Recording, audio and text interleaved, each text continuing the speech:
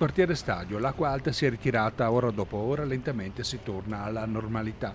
I cittadini colpiti sgombrano oggetti, mobili e masserizie, valutando cosa tenere e cosa buttare. Tra questi i componenti dell'associazione Agendo Onlus, che si occupano di una trentina di ragazzi affetti dalla sindrome di Down. Devo ringraziare naturalmente i volontari che si sono presentati ieri e ci hanno dato una bella mano. Adesso sono qui le nostre educatrici che stanno facendo anche loro la loro parte.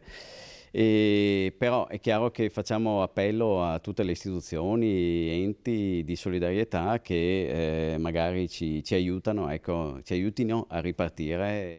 Sott'acqua sono finiti il laboratorio di ceramica, la pasticceria e il fruttivendolo, tutte attività che, tenendo impegnati durante il giorno i ragazzi, alleggeriscono l'impegno delle famiglie. Ieri un paio di ragazzi ci hanno aiutato, abbiamo lavato i piatti, abbiamo lavato tutte le tazze e hanno riposizionato le cose, per cui anche loro stanno ricominciando. Anche questa mattina ancora l'acqua sta un pochettino ripresentandosi, quindi anche per noi è un disagio perché non sappiamo quanto possiamo restare tranquilli.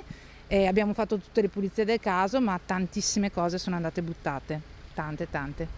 Conto dei danni è Troppo presto da capire che, essendo un'associazione di persone con disabilità e con tutte le famiglie che ruotano intorno all'associazione, per noi è veramente pesante. Ad esempio qua i sacchi non sono arrivati in questa zona, invece le alluvioni precedenti eravamo stati preavvisati, avevano portato i sacchi. All'inizio un po' da piangere, poi abbiamo cercato col sorriso anche di fare e poi, vedendo un po' più pulito, ci siamo tirati sul morale. Per ripartire adesso dobbiamo fare una stima dei danni che è già in corso e dobbiamo in qualche modo reperire i fondi, perché fermi non possiamo stare, siamo abituati a combattere e combatteremo di nuovo.